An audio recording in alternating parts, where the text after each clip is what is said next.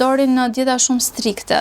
Do të thënë zgjedhin dieta që ka një numër shumë të ulët kalorish ose dieta me konsumimin vetëm të një produkti të caktuar. Këto në fazën e parë mund të duken shumë efektive sepse pacienti për një periudhë shumë të shkurtër mund të humbasë shumë kilogram, por janë shumë të vështira për të arritur mbajtjen e peshës afatgjatë, që siç e thash, është faza dhe më e vështirë. Së dyti fokusohen shumë tek numrat, le të themi, dhe mundet që ta humbasin pak atë motivimin.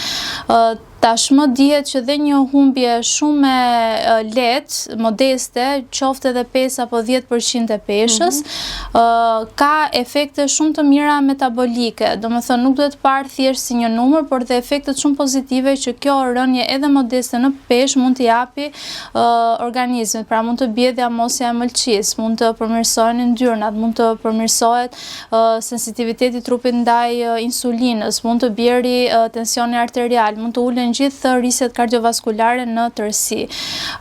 Së treti, pacientët humbasin shumë shpejt motivimin.